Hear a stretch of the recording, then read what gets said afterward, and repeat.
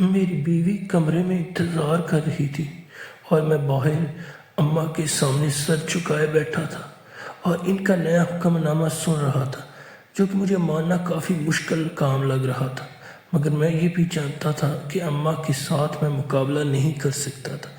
مجھے ان کا حکم ماننا ہی پڑے گا۔ میں نے اماں کو سمجھانے کی کوشش کی کہ اماں، وہ میری بیوی ہے، میں اس پر پورا حق رکھتا ہوں، مگر اماں بار بار مجھے گھورے جا رہی تھی، کہہ رہی تھی کہ وہ تم سے پورے 15 سال چھوٹی ہے، اس کی عمر ابھی صرف 15 سال ہے، اسے تھوڑا وقت چاہیے، وہ تمہارے حق کو سہ نہیں پائے گی، اس لیے خبردار جو اس کے قریب گئے تو۔ اور میں باہر سر پکڑ کر بیٹھ گیا تھا۔ مجھے کچھ سمجھ نہیں آ رہا تھا کہ خود پر کیسے کنٹرول کر سکوں گا۔ میری اماں کا حکم نامہ سن کر کمرے میں داخل ہوا تو میری بیوی گھونگھٹ نکال کر بیٹھی تھی، وہ مسلسل بیڈ پر بیٹھی کانپ رہی تھی۔ میں آہستہ آہستہ قدموں سے اس کے قریب گیا اور بیڈ پر بیٹھ گیا۔ میں نے ہولے سے اس کے ہاتھ پکڑے جو کہ مسلسل کانپ رہے تھے، مگر اس نے ایک جھٹکے سے پیچھے ہٹا لیے۔ میں نے کہا، ریتا پریشان مت ہو، میں تمہیں کوئی نقصان نہیں پہنچاؤں گا۔ میں نے آہستہ سے اس کا گھونگھٹ اٹھایا تو وہ بلا کی خوبصورت لڑکی تھی۔ اس کے حسن میں کھو کر میں تو وقتی طور پر اماں کی بات بھول گیا تھا کہ اماں نے مجھے باہر بیٹھا کر کیا تنبیہ کی ہے۔ وہ میری طرف ہراساں نظروں سے دیکھ رہی تھی، جیسے میں اس کا شوہر نہیں، کوئی ڈاکو ہوں جو اس پر ڈاکہ ڈالنے آیا ہوں۔ اس سے پہلے کہ میں اس کی حسن میں کھو جاتا اور اپنی حدیں بھول جاتا، میں نے جلدی سے اپنی جیب سے رونمائی کی انگوٹھی نکالی اور اس کی انگلی میں پہنا دی۔ میں نے کہا کہ پریشان مت ہو، تم جتنا وقت چاہے لے لو، مجھے کوئی اعتراض نہیں ہے، مگر مجھ سے ڈرنے اور گھبرانے کی ضرورت نہیں ہے۔ میں کوئی جلاد نہیں ہوں بلکہ تمہارا شوہر ہوں۔ مگر شاید اس کے چہرے پر اڑی ہوائیاں ویسی کی ویسی ہی رہیں، ان میں کوئی کمی نہ آئی۔ اچانک ہی وہ بیڈ سے اٹھی اور واش روم کے اندر گھس گئی اور میں صوفے پر ڈھیر سا ہو گیا۔ بھلا مجھ جیسا انسان بھی کوئی ہوگا جسے شادی کی رات ہی اپنی بیوی سے دور کر دیا جائے۔ امی کی ذہنیت بھی عجیب تھی۔ اگر انہیں مجھ سے اپنی بیوی کو دور ہی رکھنا تھا تو میری شادی کرنے کی کیا ضرورت تھی؟ میں حیران ہو کر رہ گیا تھا۔ واش روم سے نکلی تو اس کے بال گیلے تھے، شاید وہ شاور لے کر نکلی تھی، کیونکہ اس نے اپنی شادی کا جوڑا چینج کر کے ایک سادہ سا لباس پہن رکھا تھا۔ سفید کرتے میں اس کا حسن بے داغ لگ رہا تھا۔ میں کچھ دیر کے لیے تو اس سے نظریں نہ ہٹا پایا، مگر نہ جانے وہ میری آنکھوں میں نہیں دیکھ رہی تھی۔ مجھے نظر انداز کر کے بیڈ پر جا کر سو گئی اور لائٹ بند کر دی۔ میں بھی وہی صوفے پر ہی ڈھیر ہو گیا۔ یہ میری شادی کی پہلی رات تھی، جو کہ رنگین رات تو بالکل بھی نہ تھی۔ اس سے اچھا تھا کہ میں کنوارا ہی رہتا، کم سے کم ایسے میں اپنی بیوی کو سامنے دیکھ کر تو تڑپنا نہ پڑتا۔ ایسا صرف شادی کی پہلی ہی رات نہیں، بلکہ میں جب اس کے سامنے جاتا، اپنے جذبات سے مجبور ہو کر اسے چھونے کی کوشش کرتا تو وہ ایک دم بدک کر پیچھے ہٹ جاتی، جیسے میرے وجود سے اسے عجیب سا خوف محسوس ہوتا تھا۔ اوپر سے اماں کسی چنگیز خان کی طرح میرے سر پر ہی سوار رہتی۔ میں جب بھی اس کے قریب جانے کی کوشش کرتا تو درمیان میں میری ماں کھڑی ہو جاتی۔ مجھے تو حیرت ہو رہی تھی کہ اماں اس حد تک شفاقی کا مظاہرہ کیسے کر سکتی ہیں۔ میں جوان تھا اور ایک باوقار اور وجیح مرد تھا، میری اچھی جاب بھی تھی اور میرا پورا حق تھا کہ اپنی بیوی کو وہ سارے حقوق دے سکوں جو میں دینا چاہتا تھا۔ ایک تو میں نے اماں کی پسند کی شادی کی تھی، اوپر سے وہ میری بیوی کو مجھ سے دور کر رہی تھی۔ مجھے اماں کے رویے کی قطعاً سمجھ نہیں آ رہی تھی۔ میں نے بارہا اماں سے پوچھنے کی کوشش کی کہ آپ کو کیا لگتا ہے کہ میں اتنا کوئی جنگلی جانور ہوں جو اپنی بیوی کے ساتھ جانوروں جیسا سلوک کروں گا؟ میں ایک پڑھا لکھا باشعور انسان ہوں اور وہ بھی اتنی دودھ پیتی بچی نہیں ہے۔ اگر اتنی بچی تھی تو آپ نے مجھ سے اس کی شادی کیوں کی؟ اور یہ ایسا سوال تھا جس پر اماں خاموشی اختیار کر لیتی تھی۔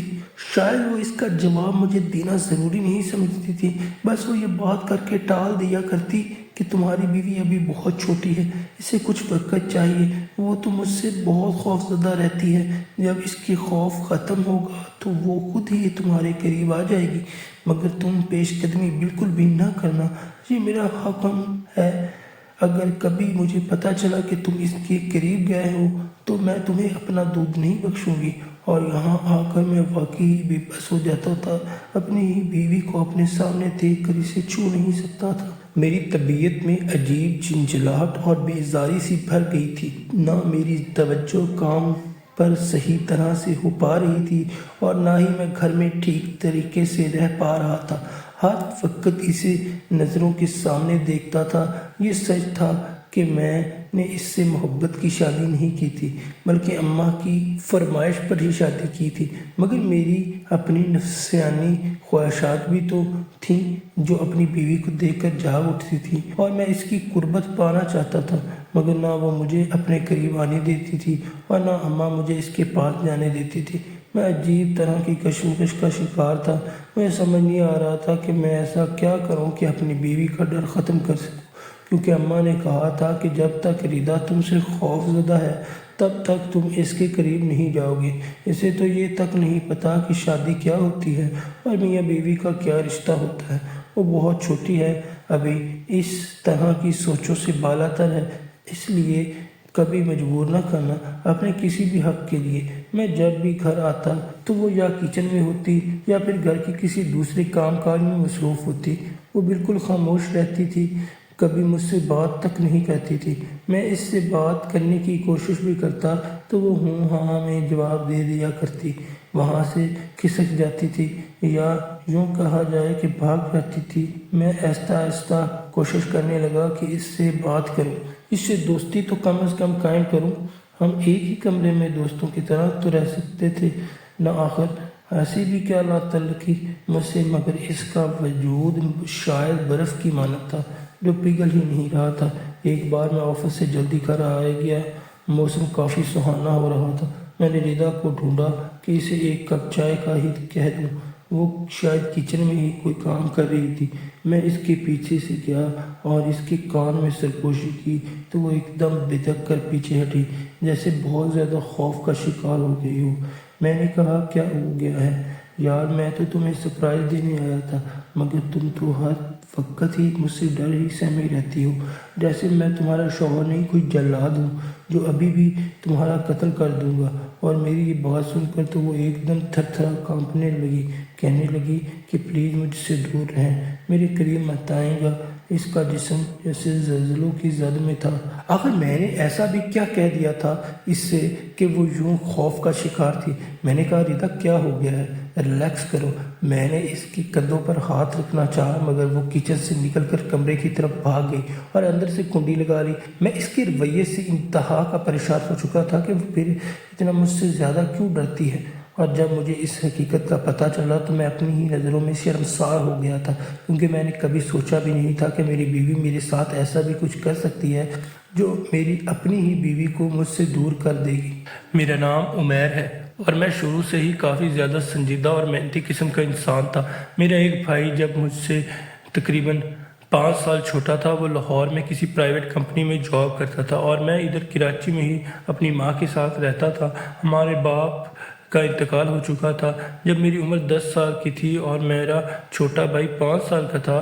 میں نے شروع سے ہی نوٹ کیا تھا کہ میری ماں کی توجہ مجھ سے زیادہ میرے بھائی پر ہے۔ وہ ہر وقت اس کا خیال رکھتی تھی۔